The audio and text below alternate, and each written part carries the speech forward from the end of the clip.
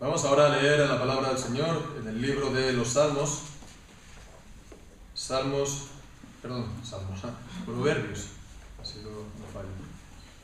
En el libro de Proverbios, en el capítulo 1.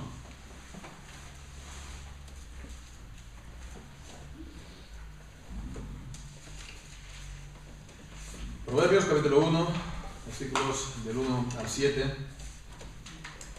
Dice así la palabra del Señor. Los proverbios de Salomón, hijo de David, rey de Israel, para entender sabiduría y doctrina, para conocer razones prudentes, para recibir el consejo de prudencia, justicia, juicio y equidad, para dar sagacidad a los simples y a los jóvenes inteligencia y cordura. Oirá el sabio y aumentará el saber, y el entendido adquirirá consejo, para entender proverbio y declaración, palabras de sabios y sus dichos profundos. El principio de la sabiduría es el temor de Jehová. Los insensatos desprecian la sabiduría y la enseñanza. Amén, y que el Señor bendiga su palabra. Todo país tiene su momento de esplendor en la historia. Momento en el que es su momento, se puede decir, dorado, ¿no? Este momento de esplendor no suele ser los inicios, porque estos inicios de los países acostumbran a ser turbulentos, cuando se ganan la independencia o cuando se establecen. Y entonces este momento de esplendor normalmente viene cuando se ha alcanzado una estabilidad, ¿no? Y esta estabilidad, esta paz, permite entonces el desarrollo de su economía. Entonces esto a su vez permite dar condiciones para el desarrollo de su cultura, ¿no? De su cultura. Y esto creo que es algo general. Podríamos decir algún ejemplo para ilustrar esto mismo. Podríamos pensar, por ser el ejemplo que nosotros conocemos, ¿no? El caso de España. El caso de España, que normalmente se considera esta época dorada, este momento de esplendor, con el reinado de Carlos I. Durante toda la Edad Media hubo la Reconquista, estuvo España llena de guerras, y con Carlos I se heredaba un poco la situación de los reyes católicos, la unificación de los reinos. Carlos I, que vino aquí a España, por cierto, fue recibido por el cardenal Cisneros, el autor de la Biblia, el responsable de la Biblia políglota complutense, el cual, por cierto, murió una semana después, cuando salía a recibir a Carlos I, moriría una semana después que Lutero clavara las 95 tesis en Alemania.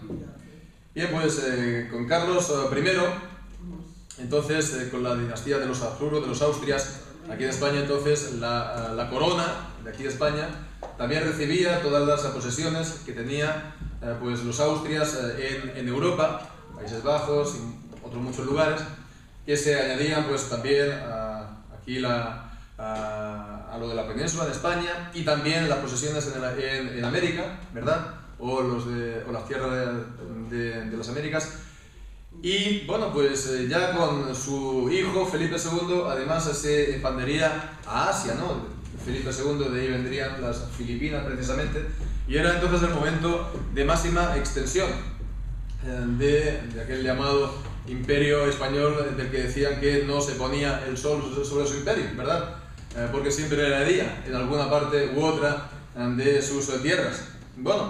Esto fue su periodo dorado, que, por cierto, estaba marcado tanto por Carlos I como también por Felipe II por su oposición a la Reforma, ¿verdad?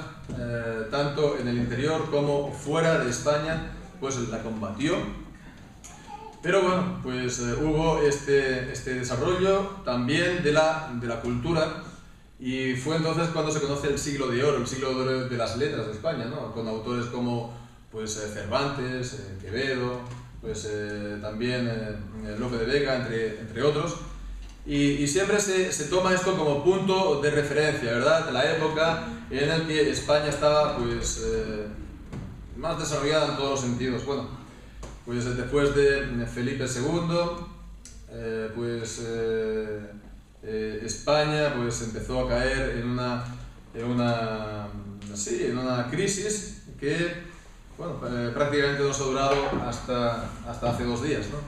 hasta el día de hoy, a todos los niveles, también pues, cultural y por supuesto también espiritual. Entonces digo todo esto como simplemente un ejemplo que nos pueda ayudar a entender esta idea de la época dorada, porque esto es lo que también nos encontramos en la historia de Israel, en el pueblo de la nación de Israel, en la Biblia. Esta época dorada pues, fue los reinados de David y de su hijo Salomón.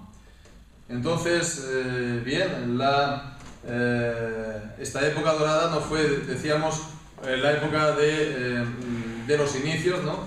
Pues ya sea de la conquista de la tierra, el periodo de los jueces, vemos que era un periodo de gran inestabilidad, de mucha lucha con los vecinos que querían impedir que el pueblo se implantase en Canaán. Y bien, pues fueron 300-400 años de luchas y guerras continuas. Y con David, pues también continuaron las guerras, ¿verdad? Pero la gran diferencia es que con David se empezaron a ganar a todos los enemigos, los filisteos, los edomitas, los amonitas, todos pues fueron derrotados por David, tal como también veíamos en el Salmo 19. Entonces, bueno, eso preparó, digamos, la situación, digamos, para que su hijo Salomón, el reinado de Salomón, pudiera ser este periodo de paz que permitiera el desarrollo de la vida de Israel. El reino estaba unificado, estaba centralizado con Jerusalén. Allí también se iba entonces a construir el templo de Jerusalén, un gran proyecto que David no había podido realizar durante su vida y que lo haría a Salomón con mucho esfuerzo a todos los sentidos. Y bien, pues también este sería el momento de mayor esplendor, estos 2 reinados de David y de Salomón, también en un sentido del desarrollo, se puede decir, en un cierto sentido de la cultura, sí, ¿no? De la literatura. Y porque fue entonces cuando se desarrollaron los libros poéticos, libros sapienciales o de la sabiduría en Israel. Se escribían ciertamente también bajo la inspiración del Espíritu Santo, bajo la inspiración. Entonces por eso también están en la Biblia, pero ya digo, ellos vinieron precisamente en este momento histórico. Entonces, bueno, ya con David se escribieron la mayoría de los salmos, no todos, pero sí la mayoría de los salmos fueron escritos por David. Y bien, pues en Salomón, pues parece que no vemos que él haya escrito ningún salmo. En el Salmo 72, pues dice para Salomón, así también el Salmo 127. Vemos el Salmo 72 que acaba diciendo, aquí concluyen las oraciones de Isaí, de David, hijo de Isaí, con lo cual vemos que había sido también escrito, compuesto por David, ¿verdad? Así, por lo tanto, también hemos de pensar lo mismo acerca del Salmo 127. Pero vemos este desarrollo sobre todo del reinado de Salomón. Leemos en el capítulo 4 de Primera Reyes.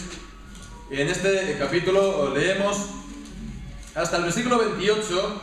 Se nos está aquí diciendo acerca del desarrollo, ¿verdad?, del país, de cómo estaba de bien organizada también tanto la economía, la política en el país en aquel periodo. pero leemos entonces aquí cómo el interés, ¿verdad?, cómo desarrolló el rey Salomón, pues como vemos aquí en el versículo 34, en el versículo 33, que él, por ejemplo, disertó sobre los árboles, desde el cedro del Líbano hasta el hisopo que nace en la pared. Entonces podemos decir que él tenía también intereses, el rey Salomón, en lo que hoy llamaríamos las ciencias naturales, ¿verdad? Aunque su interés, como pues seguro que también estaba no solamente pues en conocer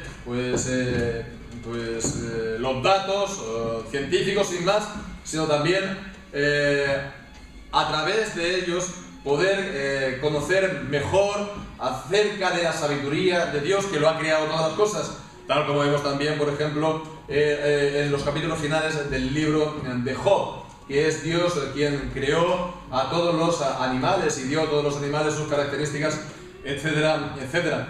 Entonces vemos que él estaba con este interés en ciencias naturales. También vemos que él había escrito cánticos. En el versículo 32 dice: compuso 3000 proverbios y sus cantares fueron 1005. Él había escrito allí cantos, podríamos decir salmos, los cuales decimos no han perdurado, a no ser el cantar de los cantares, que él, sí lo tenemos, un cantar, un cántico de amor, ¿verdad? Es un canto de amor entre marido y mujer, que también sirve para expresar esta relación entre Cristo y su iglesia. Y también, por otra parte, pues vemos que sobre todo lo que se centró Salomón fue en escribir los proverbios. En el versículo 32 hemos leído que él había compuesto 3000 proverbios.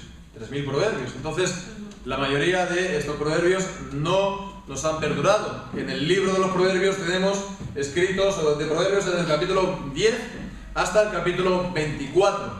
Hay muchos proverbios, sin duda. Desde el capítulo 25 hasta el 29 también tenemos proverbios escritos por Salomón, pero ahí se nos dice que fueron recopilados, incluidos por los hombres de Ezequías, ¿verdad? El rey Ezequías, si nos acordamos, pues fue el contemporáneo de Isaías, el profeta Isaías, es decir, aproximadamente unos 300 años después.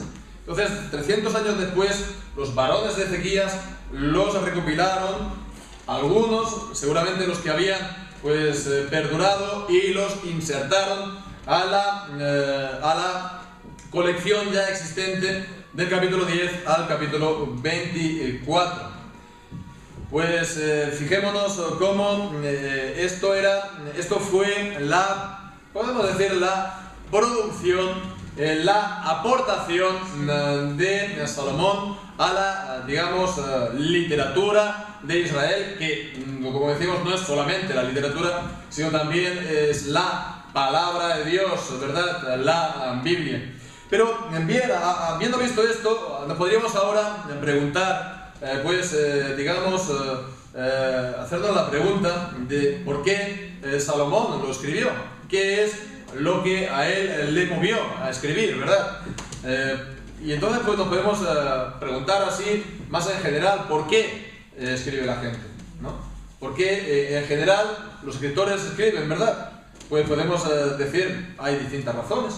Unos lo harán, algunos ciertamente, para ganar dinero, ¿no? Para hacer algún libro que sea bueno en ventas y poder entonces ganar dinero con él.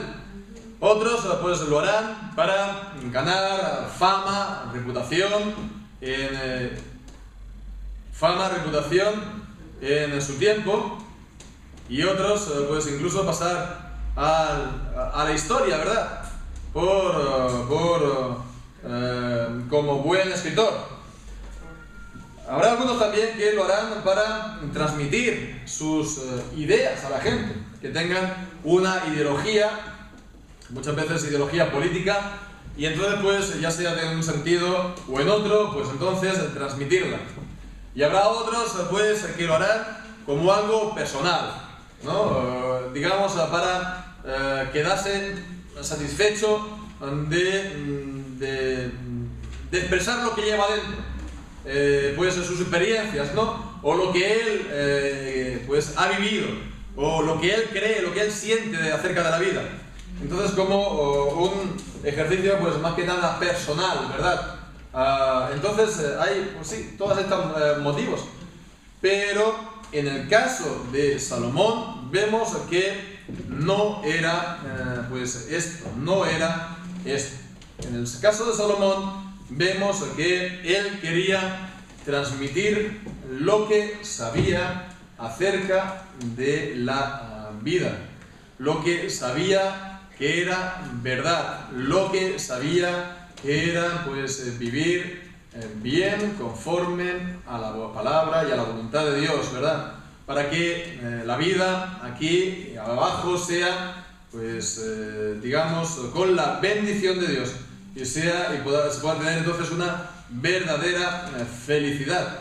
Y esto lo vemos pues por lo que nos dice la palabra en Eclesiastés, este otro libro escrito por él, Eclesiastés en el capítulo 12, y ahí pues leemos que cuanto más sabio fue el predicador, tanto más enseñó sabiduría al pueblo, e hizo escuchar, e hizo escudriñar, y compuso muchos proverbios.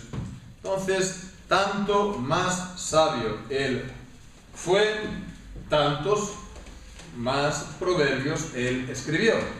Entonces, esto era la motivación de Salomón, compartir lo que él había recibido de Dios, porque esta sabiduría la había recibido él de Dios. Lo vemos también esto en otro pasaje bien conocido, ¿verdad? En Primera de Reyes, cuando él comienza a ser rey, él tomó pues el reinado después de la muerte de su padre.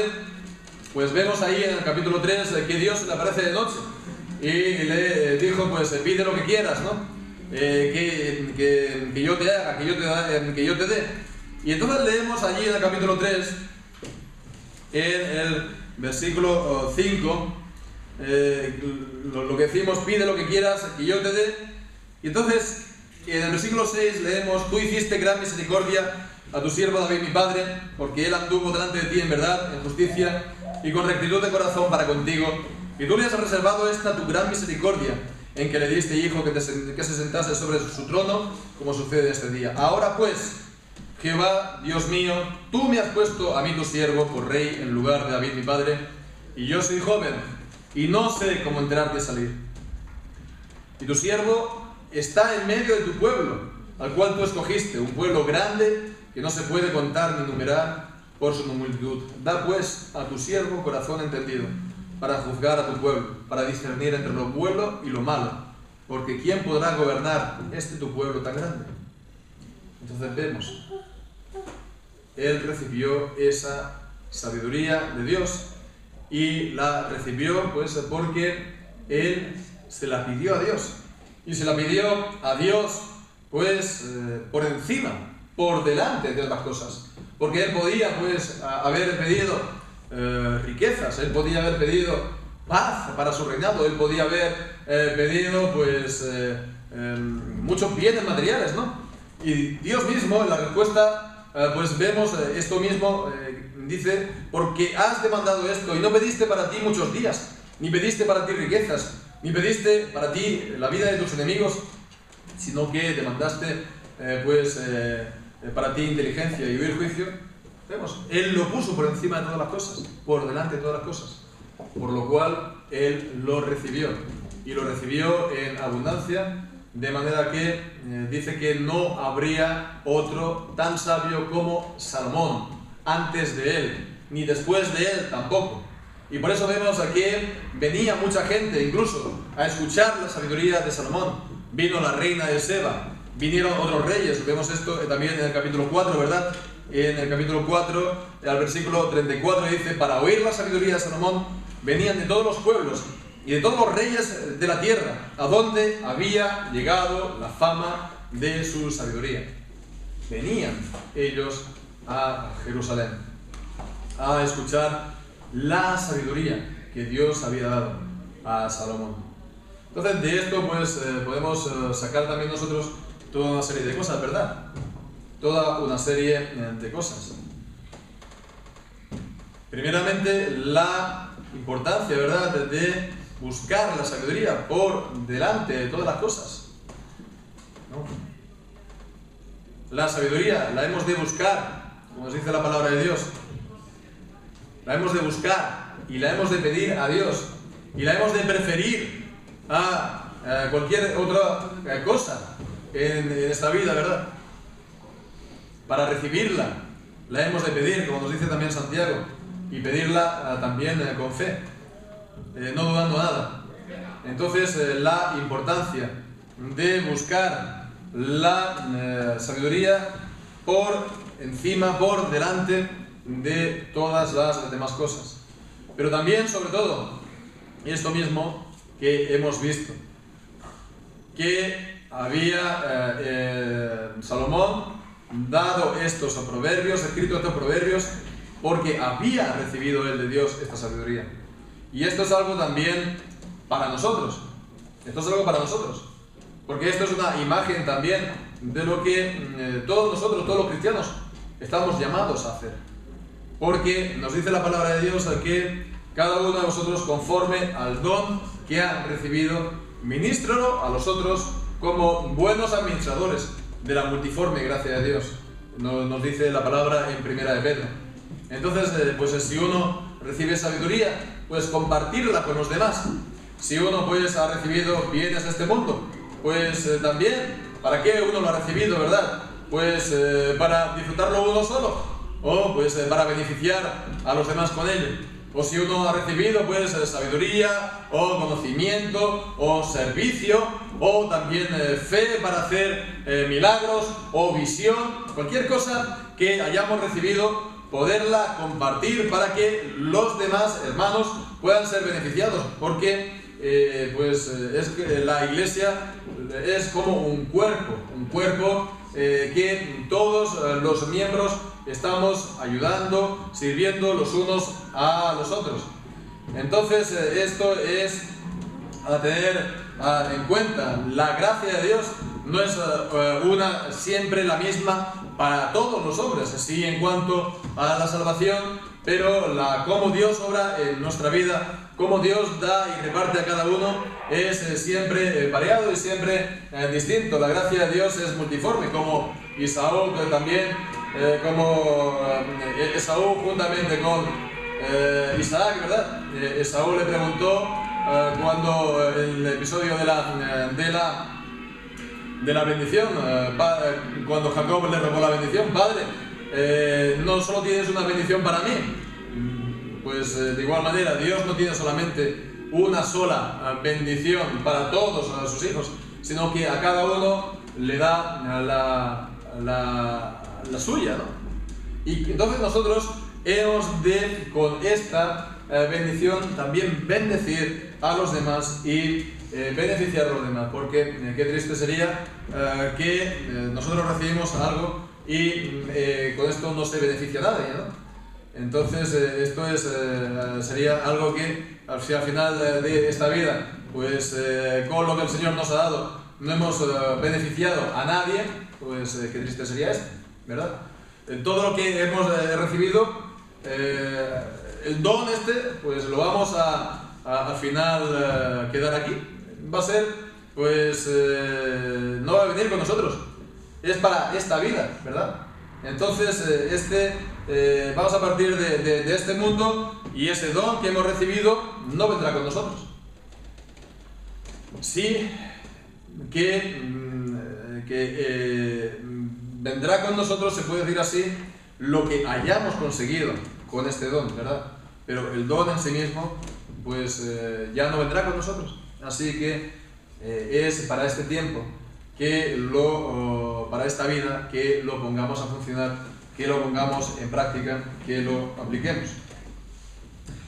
Muy bien, pues entonces está claro este punto, que Salomón escribió estos proverbios pues para que nosotros podamos tener la sabiduría que él alcanzó, ¿verdad?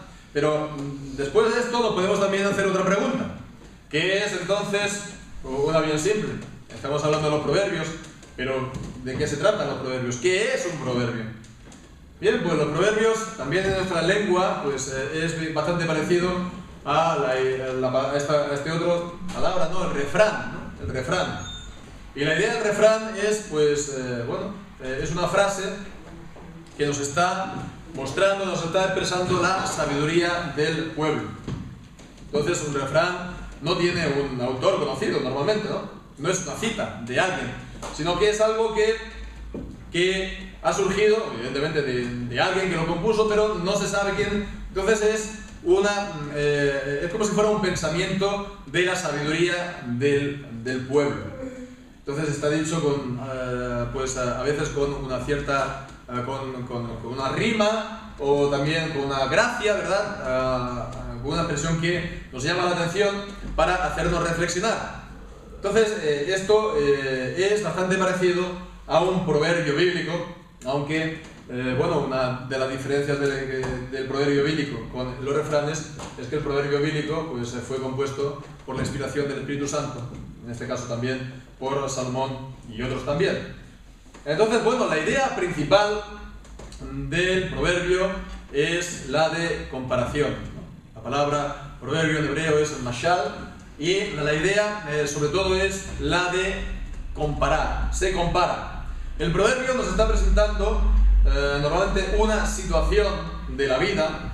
Entonces esta situación nos está ilustrando una verdad, nos está enseñando una verdad, ¿no?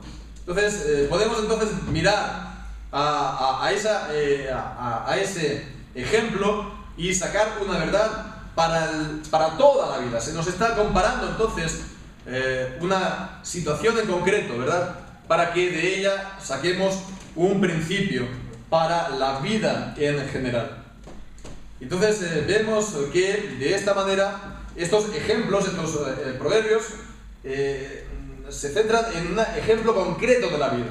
Bien, pues entonces esto, si pensamos, nos está diciendo que podemos mirar a la vida, podemos hacer atención a la vida, porque podemos encontrar entonces en la vida un sentido. La vida tiene un sentido. Y esto es importante porque es contrario a la mayoría, ¿verdad?, del pensamiento contemporáneo, ¿no?, del siglo XX, de la literatura, del existencialismo y de todas esas corrientes, ¿no?, que ha habido en el siglo pasado, siglo XX.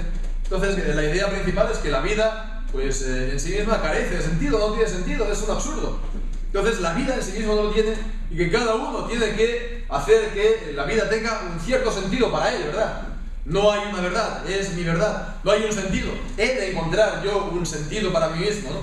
Entonces, vemos que esto no es así en la Biblia. La Biblia nos dice que la vida tiene un sentido y tanto es así que podemos aprender de ella para nuestra vida, para la vida de todos los demás, ¿verdad? Sacar de ellas principios válidos para todos. Y entonces, ¿por qué esto es así? ¿Por qué la vida tiene sentido? ¿Por qué hay un sentido, una inteligencia, verdad? Pues por eso mismo. Porque hay una inteligencia detrás de la vida. La vida no es una serie de hechos que ocurren porque sí. Lo que ocurre por la providencia de Dios. La providencia de Dios. Dios está detrás de la vida. Dios lo está gobernándolo todo. Todo ocurre conforme a la providencia, es decir, a la voluntad, al consejo de Dios. Hay una inteligencia que lo dirige todo. Y además, Dios gobierna su providencia también conforme a su ley, la ley moral. Los 10 mandamientos que hemos leído, que es la voluntad de Dios para todas las épocas, para todas las naciones, pues en todos los lugares. Es invariable.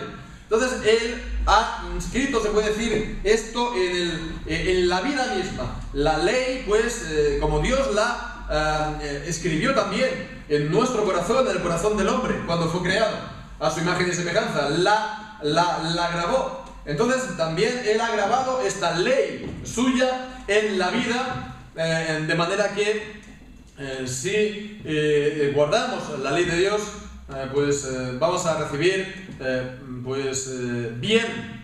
Si la transgredemos, pues vamos a recibir mal.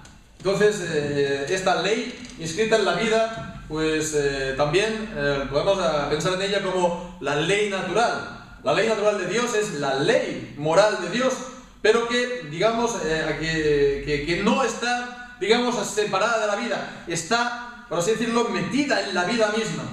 Y entonces, aquí vemos este sentido de la vida. La vida, no, como decíamos, no es un absurdo, sino que está la providencia de Dios y está la ley de Dios detrás de la vida, de lo que vemos, de todo lo que ocurre. Por eso, pues, podemos decir que también esto es a tenerlo en cuenta. Hay exageraciones hoy en día. Hay exageraciones y podemos decir que se equivocan aquellos que, hombre, que no van a decir que la vida no tiene, no van a decir que la vida es un absurdo, como los que lo hacen la gente del mundo. Pero hay gente, creyente, incluso reformados, pues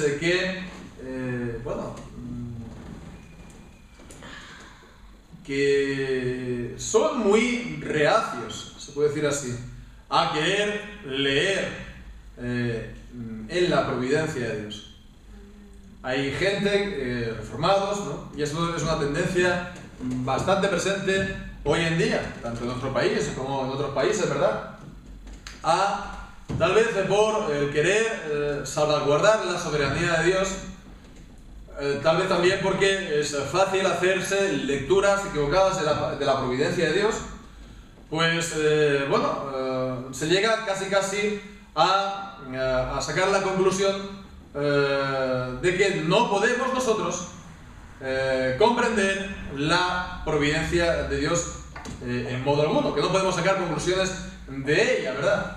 Así cuando ocurren, pues, según qué acontecimientos, catástrofes, pues entonces siempre dicen, bueno, cuidado, no hagamos nosotros ninguna lectura de la providencia porque no la podemos comprender, ¿no?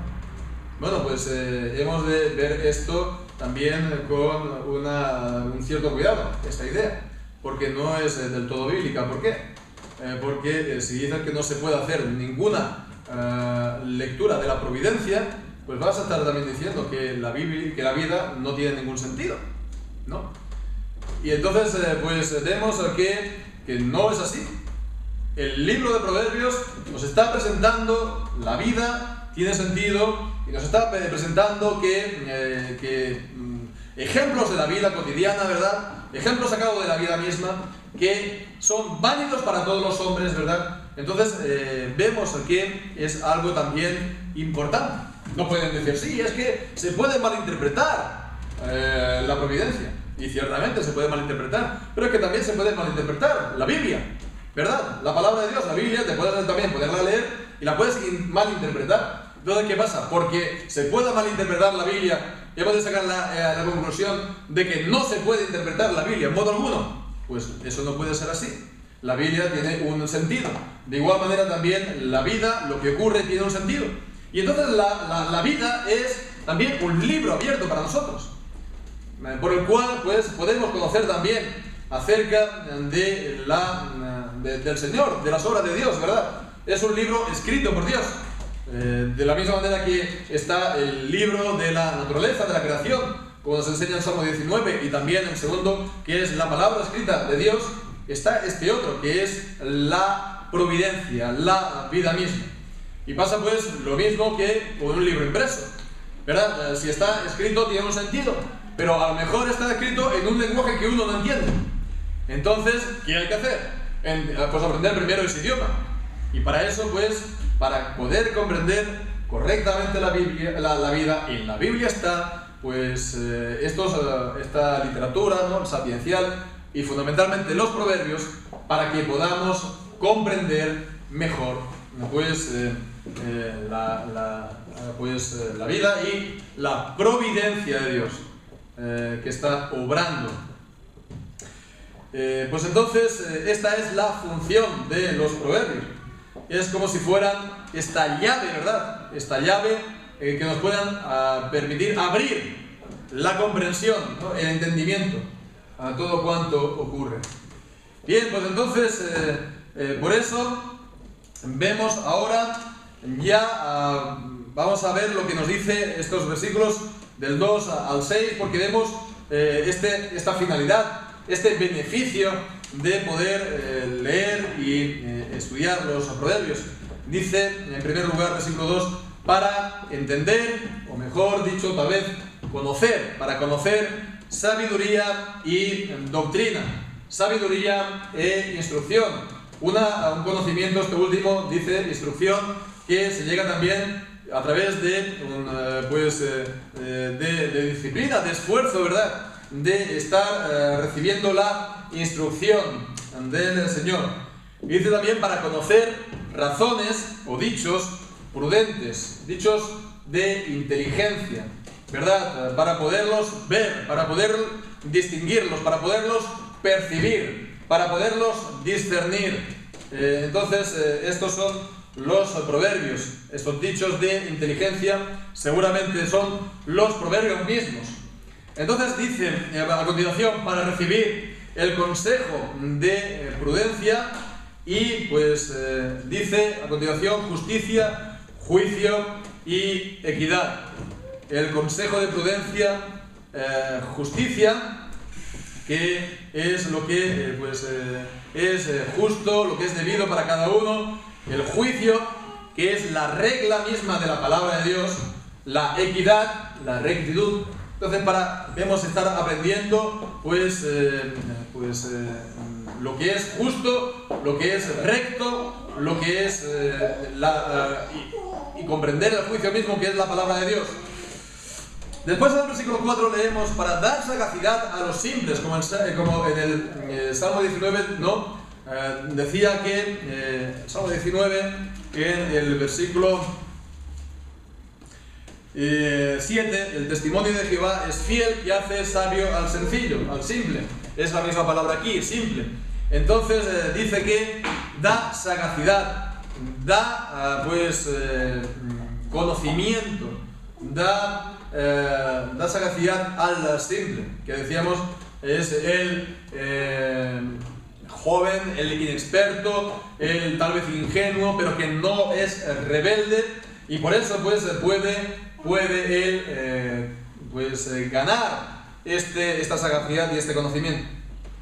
Bien, pues entonces fijémonos que los beneficiados de la palabra de Dios, de los proverbios también, en primer lugar, son estos ingenuos, ¿no? Son estos inexpertos en la vida, ¿no?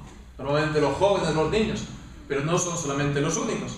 Porque vemos a continuación, versículo 5, oirá el sabio y aumentará el saber. Aumentará el saber. Y el entendido adquirirá consejo. Entonces no son solamente los jóvenes inexpertos, también los sabios, ¿verdad? También los sabios. Entonces vemos que la sabiduría no es algo que uno ha recibido una vez y para siempre, ¿no? Sino que la sabiduría siempre la estamos recibiendo, siempre la estamos aumentando, tiene que estar en aumento en nosotros. Y si no es así, pues entonces hay un problema. La sabiduría es como la santidad, la santificación. La santidad, la santificación, hombre, sí, la recibimos en Cristo.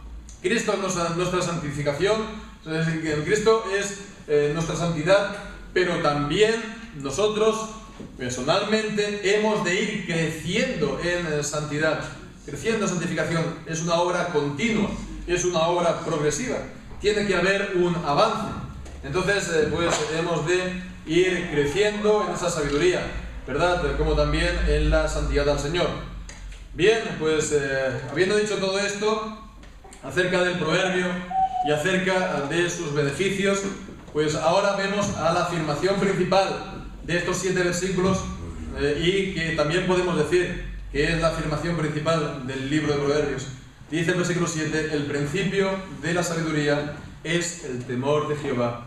Los insensatos desprecian la sabiduría y la enseñanza. El principio de la sabiduría. El principio aquí pues es como en español, ¿verdad? La palabra principio, pues significa, bueno, por dónde comienza una cosa, ¿verdad?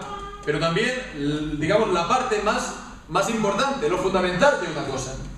Entonces, bueno, esto está aquí, esta expresión está aquí, este principio que hemos visto, o este principio espiritual está aquí, pero también esta declaración nos la encontramos en otros lugares de la Escritura. Leemos también en el Salmo 111, en el versículo 10 dice: el principio de la sabiduría es el temor de Jehová. Buen entendimiento tienes todos los que practican sus mandamientos. Y también leemos esto en Proverbios, en el capítulo 9, en el versículo 10. Proverbios 9, versículo 10. Dice allí también: el temor de Jehová es el principio de la sabiduría, y el conocimiento del Santísimo es la inteligencia. O también lo leemos en Job, en capítulo 28, versículo 28, dice: y dijo al hombre: he aquí que el temor del Señor es la sabiduría, y el apartarse del mal, la inteligencia. El principio, decíamos, que es la parte por donde comienza, pero también la parte principal. Es el temor del Señor. El temor del Señor. Entonces es importante, porque sin este temor del Señor no puede haber sabiduría. Allí donde hay temor del Señor, allí habrá sabiduría, porque es el principio, ¿verdad? Por ahí se empieza, ¿verdad? Entonces, sin el temor del Señor no hay sabiduría. Allí donde hay temor del Señor, allí habrá sabiduría. Entonces es importantísimo, ¿verdad? El temor del Señor, de ahí depende todo. Entonces el temor del Señor, que por supuesto es saber que Dios existe, creer que Dios existe, ¿verdad? Como dice Hebreos capítulo 11, es necesario que aquel que se acerca a Dios crea que lo hay, crea que Dios existe, ¿verdad? Eso es tener fe. No puedes tener temor del Señor si no crees en su existencia. Y no solamente creer en Él, sino también acerca de sus atributos, ¿verdad? Los atributos de Dios. Principalmente, pues, el atributo por el que vemos que Dios es mayor que nosotros, ¿verdad? Es más grande que nosotros. Los atributos de su soberanía, ¿verdad? Lo temes porque te sobrepasa, es mucho mayor que tú, no es ni un igual ni un inferior, por supuesto, es mucho mayor que tú, mucho mayor que nosotros. Entonces son los atributos de Dios, su majestad, la soberanía de Dios, que Él pues tiene el control sobre todas las cosas, lo ha decretado todo desde antes de la fundación del mundo, sin nosotros. Y también acerca de su santidad y de su justicia, que son infinitas, ¿no? Y como todos los demás atributos, por cierto, de Dios, que son infinitos. Pero la santidad y la justicia de Dios, infinitos. Pues como dice la palabra de Dios, que no dará por inocente al culpable, que Él castiga la maldad de los padres sobre los hijos hasta la tercera y cuarta generación de los que lo aborrecen. Él pues no dará por inocente al que tome su nombre en vano. Él no puede, por lo tanto, dejar el pecado sin castigo, porque pues eso sería negarse también a sí mismo, porque Él es infinitamente justo. Entonces esto es lo que nos lleva al temor del Señor, saber que Él es justo, y Él ha puesto una ley. Hemos visto una ley que se ha de cumplir en la vida misma. El temor de Dios nos va a llevar a la reverencia, a la sumisión a Dios, ¿verdad? No es el miedo de aquel que no conoce a Dios, aquel que se esconde, ¿no? Adán, después de caer en el pecado, se escondía de Dios, ¿no? Temía a Dios, sí, pero con el miedo del pecador. Pero los creyentes no es el miedo del pecador o el miedo del que no lo conoce, sino el que precisamente lo conoce. Y lo conoce por lo tanto por su gracia, pero porque lo conoce entonces lo teme ofenderlo. Teme pues el transgredir sus mandamientos. Teme también lo que el pecado puede hacer en su vida, en la vida de los suyos. Entonces, tener temor ciertamente de del pecado, tener temor de transgredir la palabra, como dice también Isaías, aquel que tiembla a mi palabra. Entonces, esto es algo importantísimo, ¿verdad? Y que podemos decir que ciertamente se ha olvidado en gran medida hoy, entre los cristianos mismos. Ya no se piensa en el cristiano verdadero o como un temeroso de Dios. Pero el temeroso de Dios es una muy buena definición del cristiano. Pero ya no se piensa, ya no se habla así.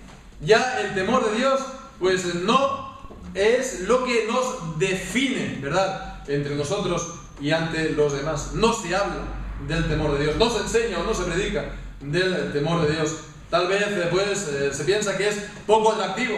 Si hablas del temor, miedo, pues es una actitud tal vez no positiva, no alegre. Entonces, si viene alguien de la calle al culto, pues a lo mejor no se va a sentir el bien. Ellos se tienen que sentir siempre bien con nosotros. Vamos a tratar solamente las cosas positivas. Entonces vamos a maquillarnos, ¿verdad? Vamos a ponernos atractivos, ¿verdad?, a la gente de afuera. Vamos a ponernos atractivos con lo que ellos piensan que es bueno, con lo que ellos piensan que es atractivo. Y así, por lo tanto, nos vamos a parecer cada vez más a ellos. Y de esa manera, pues, cuando ellos vienen a nosotros, pues, en vez de que nosotros pues nos veamos conforme a lo que nos dice la palabra de Dios, nosotros nos ponemos como ellos, de manera que ellos, ¿cómo se van a convertir entonces? ¿Cómo se van a convertir a la verdad? ¿Cómo se van a convertir al temor del Señor si nosotros nos volvemos como ellos? Y esto es algo verdaderamente importante. Esto es verdaderamente un gran mal en el día de hoy. Que los creyentes no mostramos este temor. Nos vemos como la gente de fuera prácticamente en todo. En la manera como nos vestimos, en la manera como hablamos, en la manera como dejamos el tiempo, en lo que nos ocupamos el tiempo, la manera como nos comportamos, en la manera como nos reunimos y hacemos los cultos. No hay nada distintivo, no hay una barrera entre el pueblo de Dios y lo que no es pueblo de Dios. Nos hemos puesto a su altura en todo, por lo tanto no es tampoco de extrañar que recibamos también de las plagas del mundo, que estando en el mundo recibamos no los males por la persecución del Evangelio, no los males por servir a Dios, sino los males del mundo, tener pues parte a la maldición del pecado, tener parte a los castigos que caen sobre los incrédulos continuamente. Por eso hemos de levantar otra vez los muros de separación entre el pueblo de Dios y lo que no son pueblo de Dios. ¿Y cuál es el muro de separación? La palabra de Dios y su enseñanza. Y no solamente conocerla, aunque por ahí empieza, ¿verdad?, sino también vivirla y ponerla en práctica. La enseñanza de la palabra de Dios, llevarla a nuestra vida. Los insensatos desprecian esto, los locos, los que no tienen pues inteligencia, dicen, desprecian, lo desechan, la sabiduría y la enseñanza. Pero nosotros hemos de guardar la palabra de Dios, para guardarnos nosotros como el pueblo de la herencia del Señor, ¿verdad? Como la niña de los ojos del Señor, su especial tesoro entre todos los pueblos de la vida, de la tierra. Así que es vital, es de una importancia pues fundamental el mantener este temor del Señor, porque de esto depende nuestra vida.